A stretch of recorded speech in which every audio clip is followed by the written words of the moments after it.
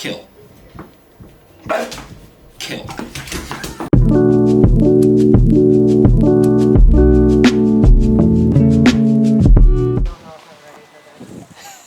It'll probably go much better than you think. Well, that's what I'm worried about. Well, honestly, they got along so well the first 7 days. Yeah. Everyone got along, and then I got relaxed, and everybody was running around, and that's when all hell broke loose. The positive is it sounds like, from what I heard, that it was a very predictable situation as far as what happened, which means that we could prevent it from happening again. This was really bad. This cost us about $5,000 worth of stitches and follow-ups. I think it's important to realize that, one, stuff does happen, right? Now, obviously, we want to minimize those stuffs to be as minor as possible, but things happen, right? And again, there's a lot of things that you could do to prevent it moving forward and make sure that you're safe about things. They have not been together at all since the fight, right? This is about as close as they've been. Okay, cool. Which was like a year ago. Well, today is going to be very straightforward. First time back together is usually pretty cut and dry. We've just got to see what happens, basically, right? And obviously, we're going to be safe about it. They both have their muzzles on. They both have leashes on. Don't worry about that. Again, they're going to be putting them back together for the first time. All sorts of emotions are going to come out of nowhere. I would not read into anything that you're seeing right now. Both of them are trying to figure out why the hell both of them are here together right now, why both of them have their muzzles on, and what the heck is about to happen, right? So what the goal today is, we just need to see what they're going to do when we go to let them interact for the first time, right? Now, again, there's 5 of us in this room. We got all the safety protocols in the world. Let's say hypothetically we let them greet each other and all hell breaks loose and they try to go after each other and stuff. We can grab them and pull them apart and nothing's going to happen, right? So we got to get a baseline read off of what the situation is going to be here, and from there put us in a position where we can see what sort of next steps we need to take to start getting them to be comfortable around each other. So in a minute here, what we're going to do is we're just going to release him off the bed, tell them both okay, drop leashes, and we're just going to supervise. They may not even approach each other. They may just totally hang out and do this. And if that's the case, then we're just going to let them do that. We're not going to force them to interact by any means, but I do want to make sure if they do want to interact, that they can, obviously. All right, June. And you can go ahead and drop his leash.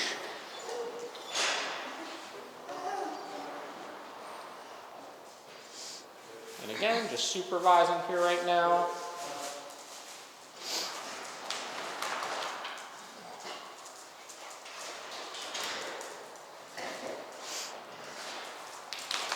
And your guys' only rule right now is don't talk to them, don't pet them, don't interact with them, nothing like that.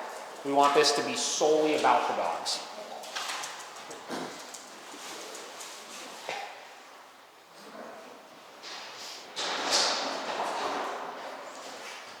And like I said, we're not forcing them to interact. They had a couple sniffs here and there, totally fine. Now the positive is a couple sniffs already, nothing really crazy from it. Obviously a little uncomfortable, but nothing too horrible by any means. They're not like terrified of each other or anything like that, which obviously is a positive. I feel like my anxiety. Nah, it's not. As long as you ignore them, nothing that you're going to do right now is going to make much of an impact on anything.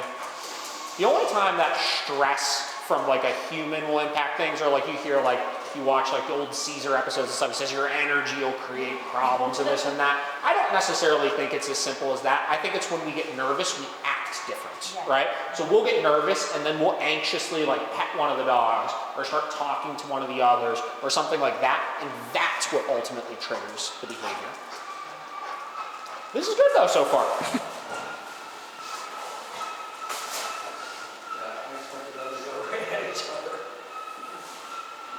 That's why I said, like, when we were outside, I said it usually goes a lot better than you think it's going to go. Well, I think it helps that they know this place is structured. Definitely. I don't think this would be the same reaction they had at home. Maybe, but maybe not. Again, you never know. And the only thing that would change is, let's say he went over to him and went and started trying to bite at him or something, I would just correct him for it, right? And I have both Ecollar set all the way up as just like a precaution right now, where if I needed to, I could very quickly and firmly correct and stop the problem. And like I said, the drag leashes are on, where if that for whatever reason didn't work, I can grab them and remove them from each other. But the goal here is we just want to let the interaction happen as naturally as possible. So obviously you guys know the next step is you've got to simulate this at home and see what happens, right? Just like we did here,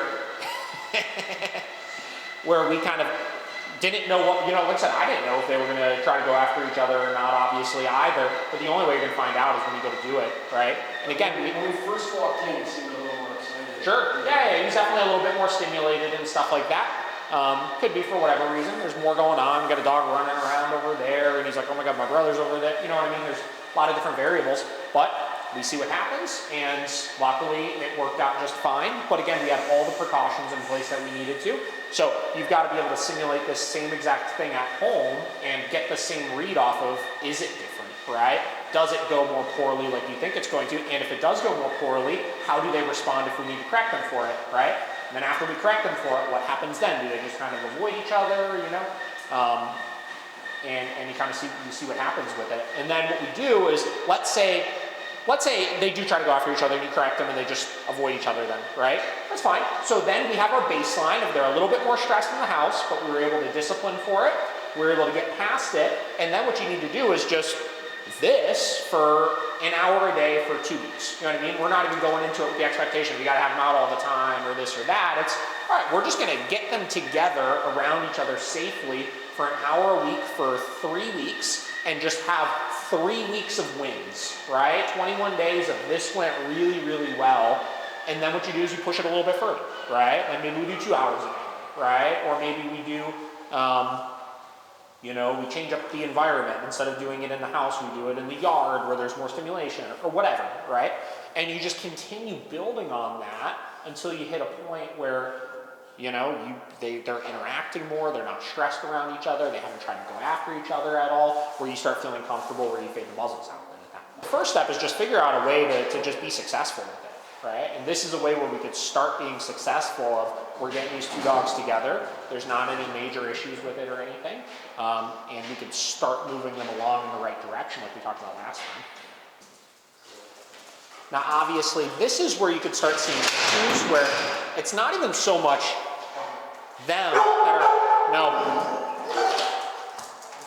and it's not even so much that they have an issue with each other, but where you could see the problem start to arise from is what we call redirected aggression over things like that, right? So they're both barking out the window at something, or they're both barking out the fence at something, and then because there's so much stimulation towards something they can't get to, they'll turn it on themselves, right? Which will very commonly happen in fighting dog households. So that's why things like that, the reacting towards things, we want to get extra firm on, because that's the proactive stuff. Okay, they don't necessarily have an issue with each other, but because of their issues independently that they have, that could turn into an issue amongst each other. Notice now he's kind of just staying away from that area over there, which is totally fine. So one of the big issues that I have too is with Junior and Violet, they have this brother-sister relationship. Like you, Sure. you talked about, they'll like see something that excites them, and then they kind of like get excited and they get aggressive towards each other. So the issue is Junior and Violet will play with each other and it'll just escalate. Is that kind of what it is? No, like what you saw there. Yeah. When they're distracted by something, they'll go to run. Oh, I understand. And then they'll just start going at each other. Squabbling at each other. Yeah, okay. Yeah, so the redirected issue, just like we talked about. Yeah, okay. Unfortunately, like when there's multiple dogs and they get in fights, unfortunately all of them tend to kind of get involved to some extent. Yeah. The issue though isn't the symptom, which is the fighting. The issue is those individual problems, right? So the running and getting overstimulated by things going on outside of the window, going on behind fences and stuff like that, that's the kind of stuff we've got to just like squash right now. It cannot happen, because if they're still rehearsing that behavior in the house, and we go to reintroduce them back together, it will turn into a problem at some point, right? Which is why, again, I was extra firm about that. I actually corrected both of them for that reactivity there, because even though he wasn't running at the fence line there, he was still, you know, getting himself all wound up for it. So I did correct both of them, and that was at 100 for both of them there, right? So those types of behavioral issues, I don't even play around with it. Even if a 70 would work, I'm doing it all the way up for that kind of stuff, just to make sure I have the highest probability chance that we're gonna get this under control, right? And again, as we create more respect just in general in the house towards miscellaneous things, towards you guys, stuff like that, the shift will come more and more off of each other. And this is good. Again, they're actually doing very well right now for first time back together in a while. They're sniffing each other here and there. There's not a whole ton of tension or them being uncomfortable, right? And they're being mindful of, hey, there's still rules right now. Just because we're together doesn't mean it's just a free-for-all or anything. Yeah, look at that. And listen, I'm empathetic to, it's tough, right? Like it's scary, like especially like once you've been there for it. Like I was telling him last time, I was telling Bridget, like when our dogs got into it, they got in 2 big fights with each other. Both times I was not home either. It was just my wife with them, right? And it was nasty, like real bad fights, right? And she still to this day will like every now and then like just, hey, I think they're acting funny, you know what I mean? Like read into situations a little bit and stuff like that. And I get it, right? And there's times that I'll get home from work and most of the time they're all out together, all 4 of them. But every now and then I'll come home and she'll have one of them put away or something. She's like, you know what, I just didn't want to deal with it today or something like that, right? That's neat. Oh my Which, God, that's fine. I can't believe that they're like that close. Yeah, they're doing well. And not because we put them there either, right? That's just where they're winding up being. All right, let's try this. So we're gonna make it just a teeny bit more challenging here, where instead of you guys standing up, I want you guys to go ahead and sit down over there. Still don't interact with them or anything, but I just wanna see if when you sit, they both try to run over to you. That's okay if they do, but sometimes that can be a challenging situation for them.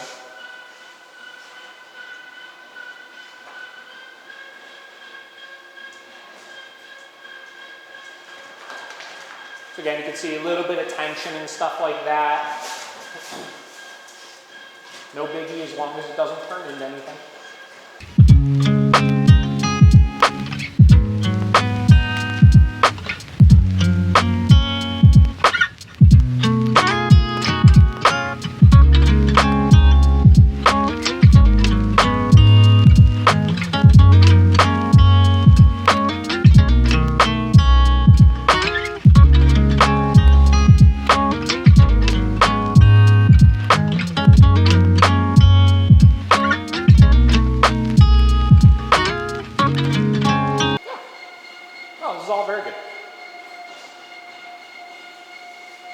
Take a little bit, it'll take a little bit of work, but you know, I always tell everybody, let's say hypothetically it got here and never got any better than this, like that's really not that bad.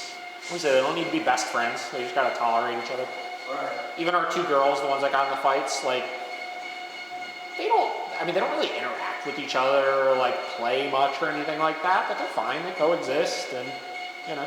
It's like a vicious cycle, right? Because like, just like with anything else, like yeah, the longer you keep them separated, the more we do kind of create this sense of like being away from each other is good and being together is bad. But it's like, until you know how to safely do it, it's like you have to do that.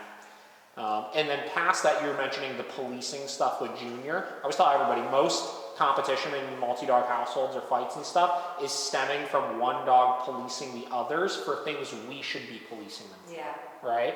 So if you keep that in mind, right? Like when he is getting like that towards one of the other dogs, a lot of times the other dog that he's doing it to is probably doing something we should just be correcting them for. I need to do that. So how did you end up getting your dogs off of each other?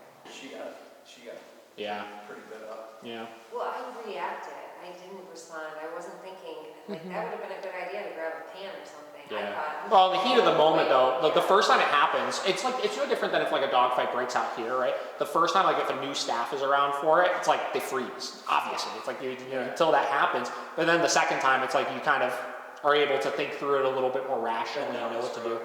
Yeah. I wish I froze because I got pretty beat up Yeah. trying to pry everyone apart. Yeah. And my hands were wrapped up for a couple weeks. I mean, listen, there's 1,000,001 tactics for how you can break up a dog fight. It's gonna have buckets of water. Yeah, well, listen, one of the last pairs of fighting dogs we worked with, these 2 dogs that did a board and train with us recently, when they got in their fight with each other, they wound up breaking it up with, they took the hose out and were able to blast them with the hose, and that got them to stop, right? And again, for some dogs that will work, others, they don't give a shit, you know? I guess it's good to know about it, like just so you, I mean, if a fight breaks out, you gotta look around and see what you have around you. Yeah, again, the hose is a big one. The bucket of water for some dogs will work. You know, people talk about like the wheelbarrow. You pick them up by the back legs, and like that'll cause them to lose balance and let go of things. 1,000,001 ways. And it also depends on like if the dogs have like actively latched onto each other or if they're just squabbling. If they're just squabbling, a lot of those tactics will work pretty well. Once they've latched onto each other, really the only effective way, and honestly the safest way to break up the fight, is you essentially have to like choke the dog off of the other one. Because where most of the damage happens is when you're pulling the dogs apart from each other or trying to pull their mouth open, which is where you get bit, or where they then re-grip and cause more damage and trauma. Where, let's say they didn't have muzzles on and they got into it right now, if I were to just grab that slip lead and just pick straight up and hold for about 2 seconds, he would just let go. Right, and then I could safely move them away, and you could break it up in 2 seconds doing it that way, and you don't have all the additional damage that happens along with it. So like I said, this looks good. So recapping a couple things as far as what I would really like to see you guys do in between now and the next time that we get together is 1, squashing the reactivity out the window. I would have your Ecollar just all the way up for that right now, right? Just be super consistent about getting it totally under control. 2, I would like to see you set up this exact situation in the house. Muzzles on, leashes dragging, Ecollar set all the way up. Both correcting if there were any actual aggression towards each other if you were to see it, as well as correcting firmly for any sort of other behavioral issues like reactivity, or he kind of jumped on you a little bit right there. I still correct him pretty high for that. And just making sure the rules apply. And this is what we're striving for right now. Just chilling, totally coexisting together, right? Do it for anywhere from 45 minutes to an hour once a day.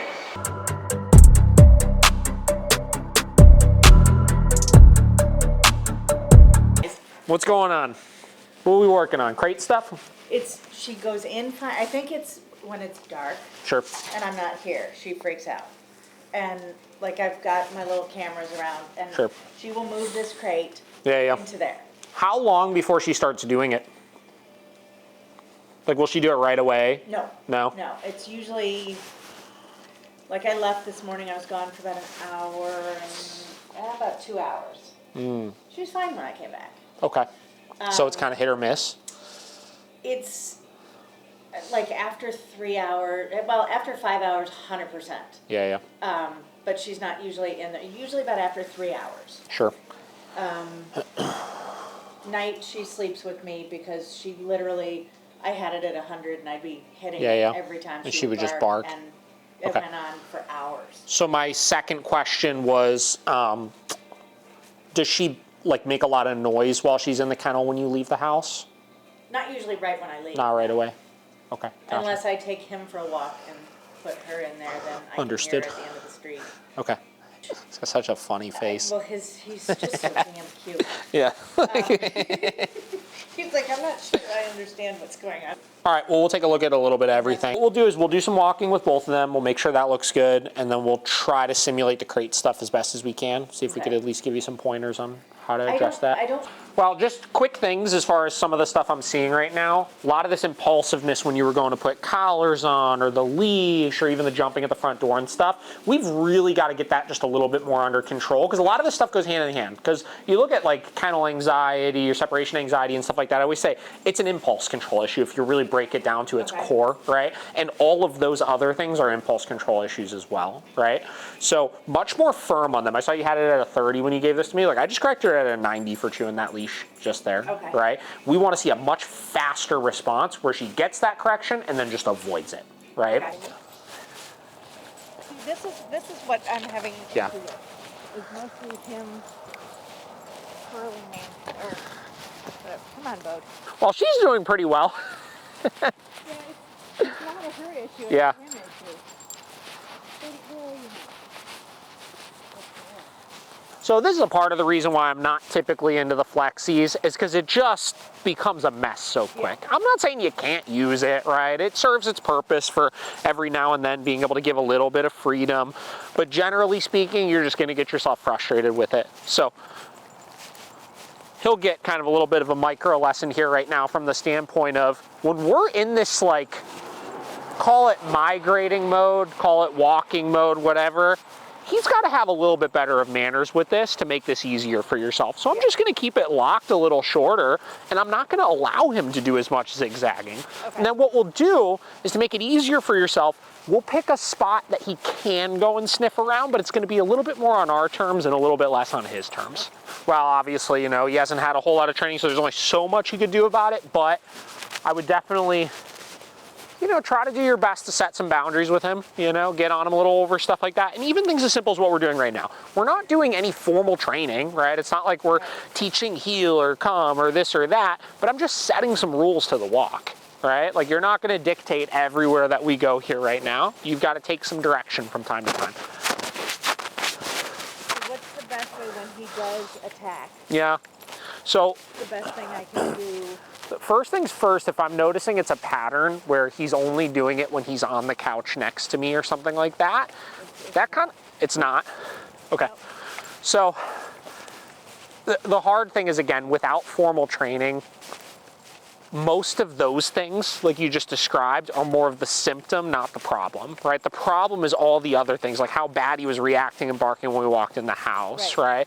Not having manners on the walk, not listening generally just in the house if you're trying to get him to do something, et cetera, et cetera, et cetera, right?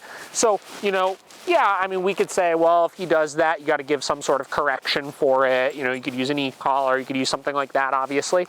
But that's going to be a little bit more of a Band-Aid than anything. Like, it might suppress it a little bit, but it's not going to totally solve that problem.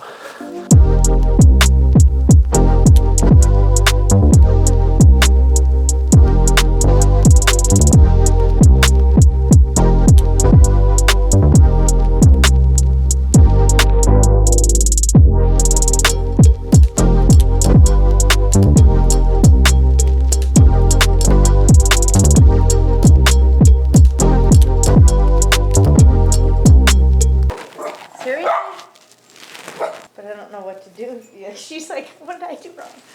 Well, again, You're a good girl. only so much you could do, but yeah, as soon as you get that e-collar working, get it on him, Yeah. definitely be getting on that stuff. Well, I do have a bark collar, so when I know that people are coming, Yeah. I put that on him. And I don't generally like the bark collar for stuff like that. The reason for it is a couple of things. One, a lot of times it can pick up on things that we don't want to correct. So if the dog's playing and making noise or things like that, right?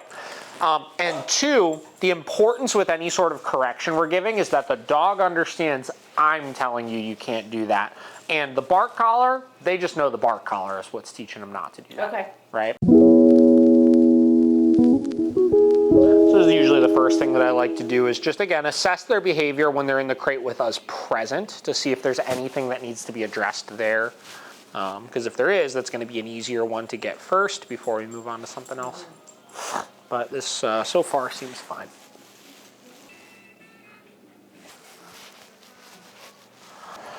So she's still standing up. So what I'm looking for right now is I'm looking to see, you can definitely tell she's a lot more antsy. I'm looking to see if she paws at it, bites at it, pushes at it, anything like that.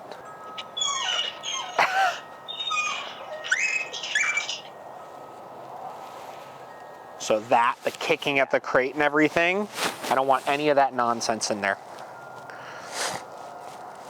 And then we'll see what she does now.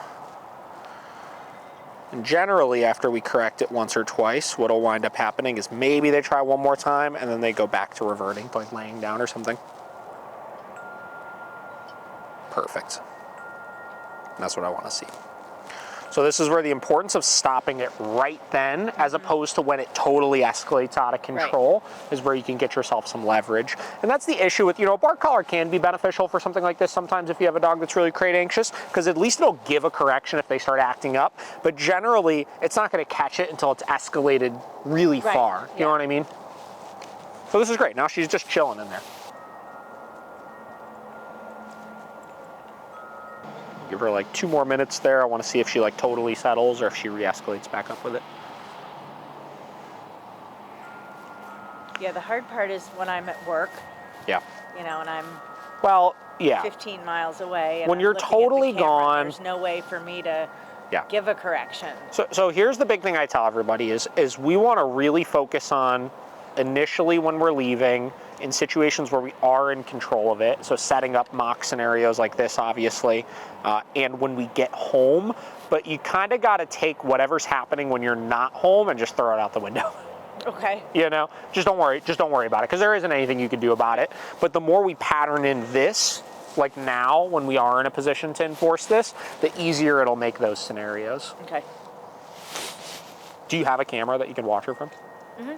Oh, okay. We'll use that obviously for this stuff. The other big thing I tell everybody, and if you watch some of our stuff you've seen, I think we made a video about this recently, don't watch the cameras when you're not home. I know, it breaks my heart. It's the biggest thing I tell everybody is, one, it just doesn't matter, right? Like, she's fine, she's safe, you know what I mean? Yeah. She's not gonna hurt herself in there, right? She might throw a tantrum and paw at it and do all this kind of stuff, but like, she's fine, right? And two, like I said, it's just gonna put you into like a constant state of being anxious while you're gone. Mm-hmm. Again, I have a dog that had a history of like horrendous kennel anxiety issues, and he still doesn't love his crate. There's still times I get home and it's a little wiggled around or something like that, but like, he's fine going in it. He's totally safe in it. He doesn't really act up in it anymore like he used to. But like, I'm sure there's times when I'm gone that he gets up and starts pacing around or panting or something in it and stuff, and it's like, it's not a big deal. Sit. No. Sit. Okay.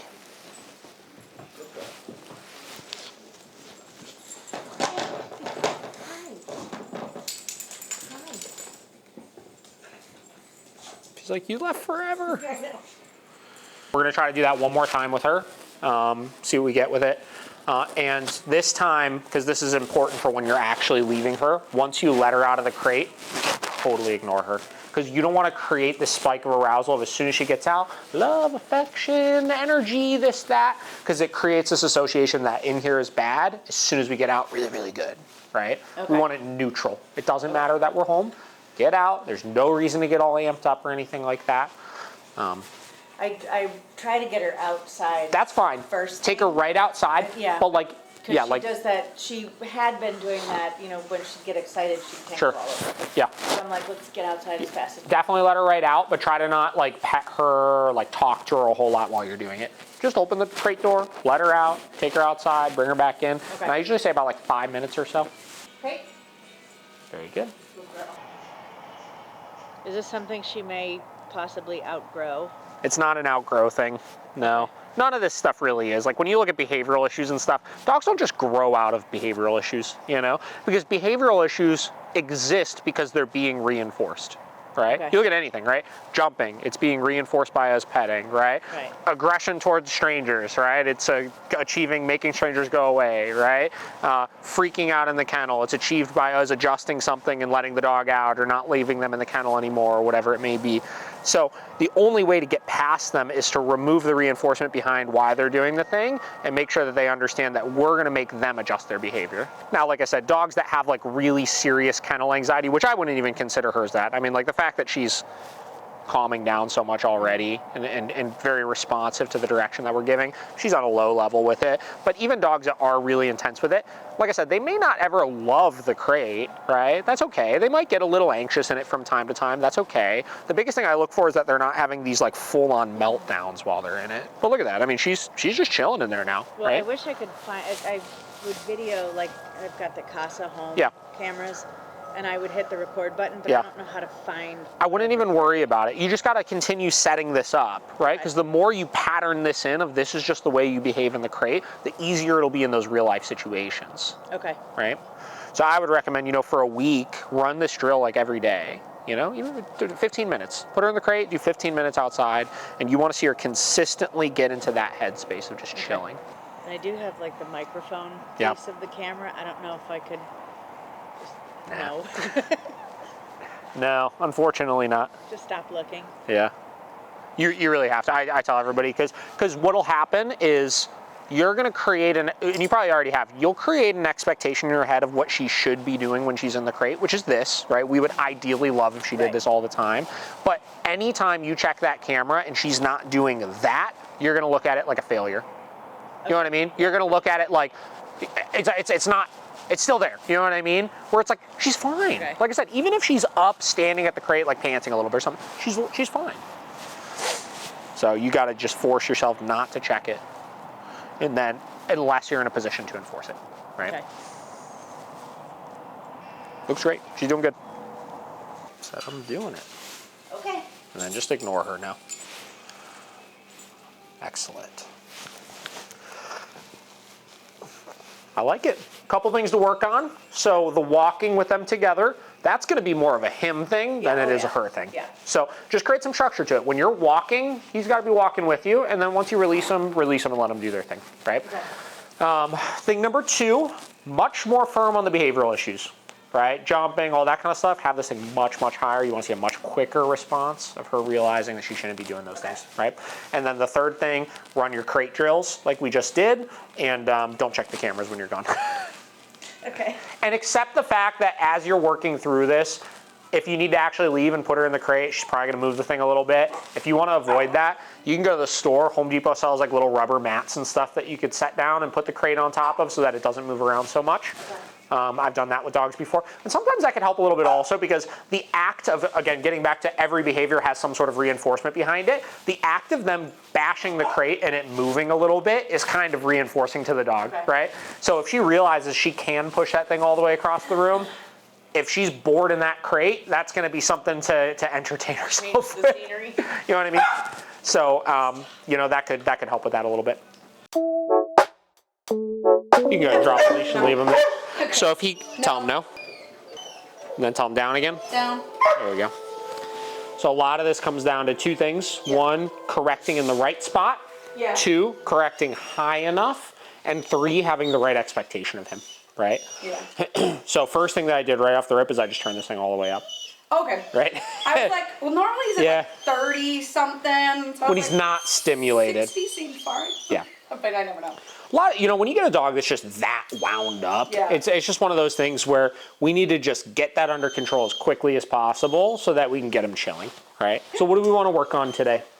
That's his biggest thing is like people coming in the house and Sure. I guess me being confident in Yeah, that. sure. He's pretty good on walks. Not a problem there. Cool. I mean, he hates my sister's dog, but Yeah, what's the deal with that?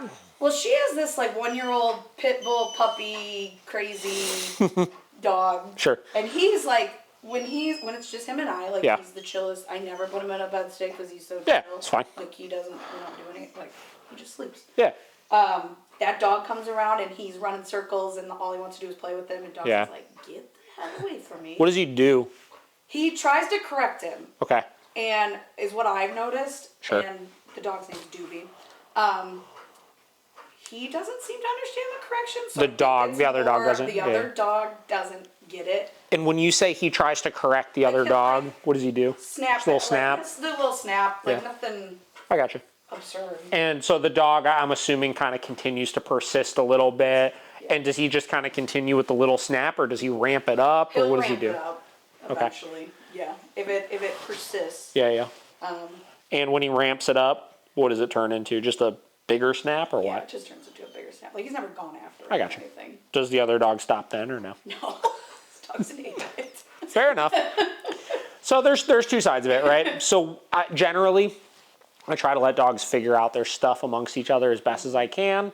That being said, there are definitely some puppies that are just like a little too much, and that's where it's our job to step in then, right? So if I notice my dog is repeatedly telling them, hey, cool it, hey, cool it, hey, cool it, hey, cool it, hey, cool it, and the other dog is just continuing to persist with it, I would need to step in and then discipline that dog for it, right? Because that's no longer then really a Dawson problem, right? That becomes another dog problem. Because he's trying to do the right thing. He's trying to either just give himself space if he's uncomfortable or just communicate a boundary. Dog's just not figuring it out. Yeah, there was the one day he was going after something, but he was by me and I hit him. Yeah. And he flipped on me and Yeah, a little bit came at redirect. me, and Yeah, I was yeah. like, the hell? So again, I there's don't know what to do in those situations. yeah, for sure. a lot of times those giant reactions are a little bit more of the symptom of the problem, which is there's other areas where we could address that same behavior to give ourselves the leverage for the bigger things. So this is one example, right? Is getting this reactivity when people are just walking in the house more under control will help so that when we go to correct that, he believes us a little bit more in that setting. Right? Yeah. So what we're gonna do today is we're gonna run some drills of just the routine for this is how we're gonna have a guest come into the house, pattern that in really, really well, try to simulate a couple of things that would get him wound up, see if we could address those things and give you some homework to work on and see how that impacts his behavior over the next week or so. And then we'll make adjustments from there as we need to. So our first thing when we have, let's say we're a totally new people, right? We come in, right? We have them do the bed stay. Generally, I would have them hold that 10 minutes, 15 minutes, 20 minutes, something like that. It's not even so much a time thing. What I'm looking for is I'm looking to see his state of mind go from I'm super concerned that a person's here to, okay, this isn't that bad, right? And right now, he's focused on you, right? He's not super concerned with us, which is good, but he's still a little antsy on there, right? So generally, if this were a real situation and this were a new person coming over or something like that, we would continue to leave him there until I really saw him just de-escalate it a little bit, right? From there, what I would do, go ahead and release him. Okay. Come on. There you go. And then just ignore him, don't pet him or anything here. But now he's free to kind of commingle around and stuff like that. And then at this stage and things, once I've released them from the bed stay, I would still kind of instruct people not to pet him. I just want to see what his behavior is going to be like when he's free. So let's say we're hanging out and I'm sitting over here. I want to see if he shows a whole lot of interest and comes over or anything like that, or if he just stays glued to you. He's pretty attached. Yeah. That's funny. But yeah. Well, I normally I just kind of let him figure it out. Yeah.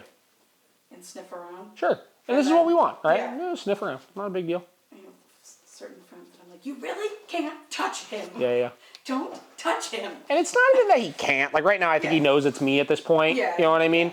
So it'd probably be fine. But like it's, again, a tiered system of we need to make sure first and foremost, he's neutral and calm around the person, coexisting fine.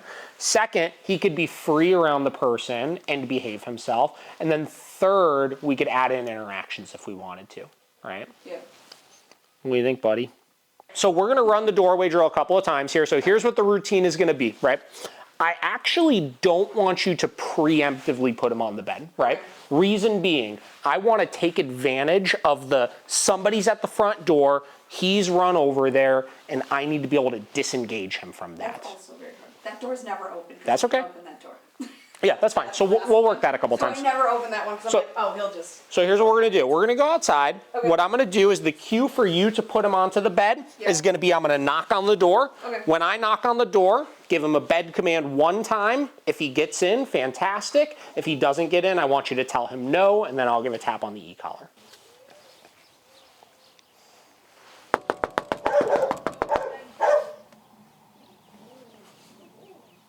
And then put him in a down also. Very good. And then person would come in, and then he's got to maintain position, obviously. And then we'll run that a few times, obviously. Now, I don't care if he barks initially when I knock on it, as long as he goes to the bed when you tell him bed. That doesn't normally do that. Well, he also got a couple higher corrections that he wasn't typically used to, right? Now, to your point about you were saying, when he's freaking out at the mailman or whatever, you could have this thing all the way up and he doesn't care about it. Generally, when I hear people say that, what that usually means is that they wind up at 100, but they've kind of slowly increased to it in a lot of cases. No, with the mail guy, I know it's going to happen, so I'm like, well, let's just crank You start with it all the way up? Okay. And you correct for it once, twice? Hit it. Yeah. No, hit it again. Sure. He's still going, you can see my blinds. Yep. He's still going berserk. And then I just wait for him to die down. I gotcha. Start screaming. How many times would you say that you correct him before you stop? Probably like 4. Okay, I gotcha. Because then I feel bad. Sure.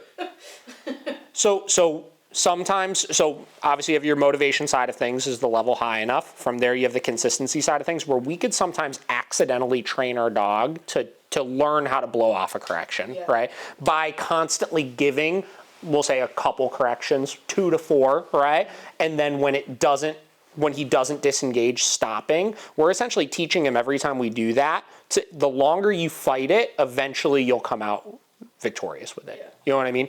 So sometimes what we'll find is the first handful of times that we go to do it, you got to correct 4 times, 5 times, 6 times, whatever it may be until he does stop.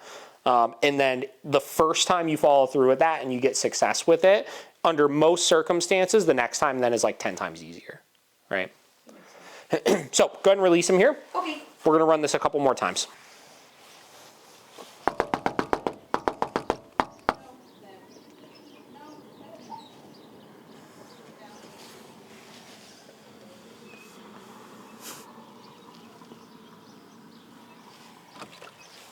Itch it out, dude. Itch it out.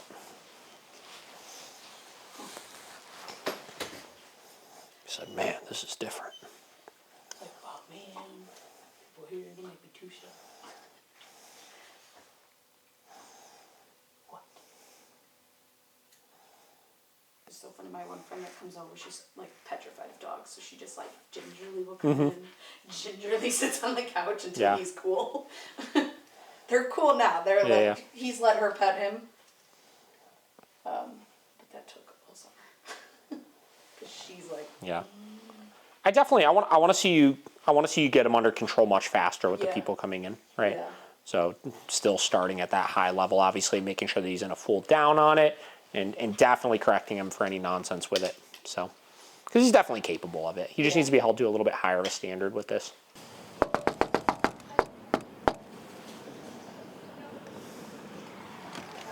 Excellent. And that's the speed I'm looking for. Now, another reason why waiting until the person is at the front door to work on this is important is because I could tell when I came in from here, because there's this wall right there, you're still getting a little bit of that sense of him feeling restrained, right? So by disengaging him and focusing on that first, you can get him into a little bit calmer of a state of mind. Yes, you do. So excited. Bed. Beautiful. Good boy. What? I know, you're always growing. It's like my dog. My dog's always making noises too.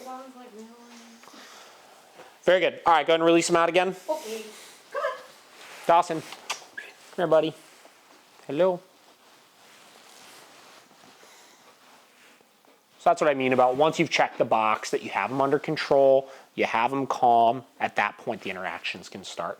But you just got to make sure he's in a good state of mind. Yeah. That's really the key with it. Oh, yes, that spot right there. Oh, that's a good spot. That's a good spot. My gosh.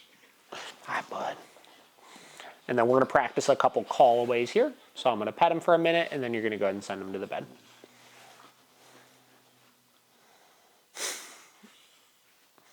All right, go ahead and put him on the bed. Dawson, bed. That was roundabout. Beautiful. Oh, We'll give him a second. We'll do that 2 more times. So this is another skill that I like to work on is once I'm at the stage where I'm socializing him with my guests is that I can get him to disengage quickly if need be. All right, go ahead and release him. okay. Dawson, come here. Dawson, You're okay. come on, bud. Oh my gosh. All right. Dawson, bed. Oh, good boy. Victory. Okay, very good. So you can let him chill there for a second. So touching on another thing that you said, which is sometimes with the mailman, your go-to is to put him in the bed. Yeah. I want you to also avoid doing that altogether. Now, another question. Does he always have the e-collar on in the house? No. No? Okay. So would you say that you find yourself like maybe half of the time not having the e-collar on to correct when he's reacting at the mailman? Yeah, that happens. Okay. Yeah. That's definitely a big variable as well, because getting back to motivation and clarity, we could be correcting as much as we want to, but if we're inconsistent about correcting for it, obviously that behavior will continue to persist. Now, I don't want you to have the e-collar on all the time, forever and ever and ever, obviously. Normally, Sure. typical day, chill, Yeah. down. Totally understand. But as we're working on a specific problem, we've got to make sure we're in a position to be able to catch that problem all the time, right? So what I would do is for the next 7 to 10 days, make sure it is on anytime you're home with him right now, right? You're gonna have it, on, remote with you, and Ecollar just default set all the way up, ready to correct for that response if you see it, right? And you're not gonna give any commands or anything, it's just gonna be no with the correction, and you're gonna follow through with that no with the correction until he disengages on his own, right? Past that, like I said, working this doorway drill when people are coming over the house, that's gonna be very beneficial, because he's doing extremely well with it right now. Same deal, I think it's gonna be a matter of getting him to disengage when they get here, and then in addition to that, making sure we're correcting high enough on the level for it too.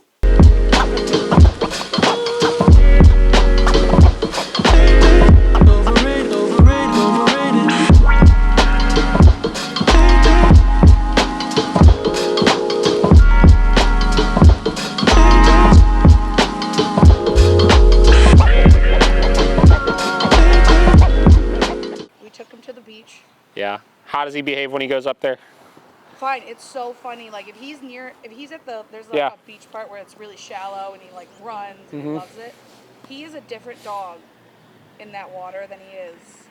Like, Well, it's just dogs in like their natural environment. Like when they're able to be free and run and like truly just like be a dog and stuff, they're always so much better. I mean, you figure like, you know, obviously this is real life, right? Like they have to be good in these environments, but they're kind of like small city environment, constantly cooped up, you know, it's not natural for dogs. So I always thought everybody, you know, in addition to us forcing them to keep it under control, it's good to be able to provide outlets like that.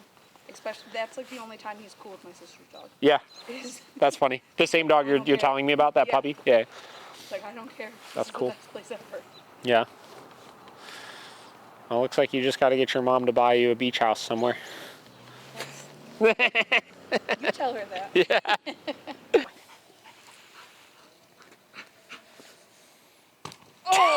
It's actually pretty good.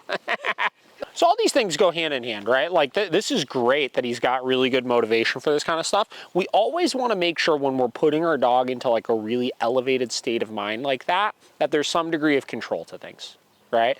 And the problem is, again, not that, you know, it's all time and place. Like keep away is fine if we're letting you do it, obviously. But when I need for you to disengage for it, we need for you to disengage for it, right? Or things like, again, it's not that I even have an issue with him putting the paws on you like in the game and stuff, but might be a good idea to at least set that boundary of like, we could run and wrestle and roughhouse and stuff like that, but you got to keep 4 on the floor, you know? Because all of those will go hand in hand, because this state of mind he gets into when he's playing this game is the same state of mind he gets into of the 0 to 60 when the mailman comes and stuff, you know? It's just a lot of little stuff. That's all this is, you know what I mean? Little things that are seemingly innocent, but given his past issues that he had, are very important to keep him balanced, right?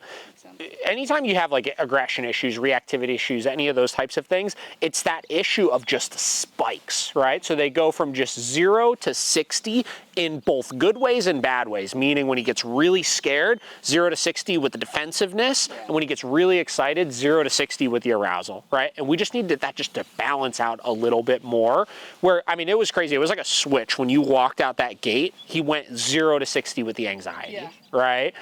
So even though it's, listen, I'm with you. Like, it's cute sometimes, like things like that. I'm sure when you're sitting there washing the dishes and stuff, it's like, oh, there's Dawson's little face, right? It's nice.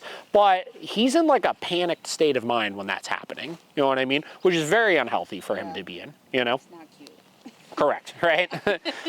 So it's just a lot of little things, right? So again, recapping here, there's a couple big things I want you to do. So one, this is gonna be a 2-week plan right now, right? So for the next 2 weeks, what you're gonna do is you're gonna make sure Ecollar is on anytime you're home with him, right? Ecollar is on your person, and all my corrections that we're giving were all the way up, right? Generally, for those nuisance behaviors and stuff, I would probably keep it at that, given how aroused he gets with it, right? You're gonna be correcting for any sort of this nonsense of jumping on the doors, the windows. You're gonna be correcting for any of the reacting out the window towards things, and you're going to be correcting for some of your non-compliance of the commands, which is not getting onto the bed when you ask him to, not walking correct when you ask him to, not holding his downstay while dogs and people are going by. And I would implement also that, the downstay when you see like dogs or whatever walking by. Okay. Just given that he had a little bit of a hard time with that, Yeah. we're going to work on that one a little bit there with him. And then when you're playing the game, just add some control to it. Okay. You know, make sure that when you do ask him to leave it, you back it up, Yeah. right? And if you're not in it, if you want to play keep away with him and stuff, again, I don't care. Yeah. Just don't tell him leave it then at that point, right? Okay. If we tell it to him, we've got to make sure we back it up and follow through. The other thing is when you're working those bed stays and stuff when people are coming over. Now, I'm team use muzzles and stuff, obviously. That being said, sometimes I find that in these situations, when you're at the stage you're at, where it's like he knows most of the things he knows, this is just a matter of enforcing it. Sometimes constantly queuing him up with all this equipment and the muzzle and everything can kind of create this association in their head that like something bad is about to happen, you know? Yeah. So again, I'm not saying don't use it, but I'm also saying maybe try to have a goal of fading it out. Yeah. You know? Well, this was good. I think we saw a lot of productive things that can start working on. That's why I like doing the in-home every now and then, is that it's like we could see them in their home environment, you know? And if there's any last little quirky details and stuff, we can get those things under control. Yeah.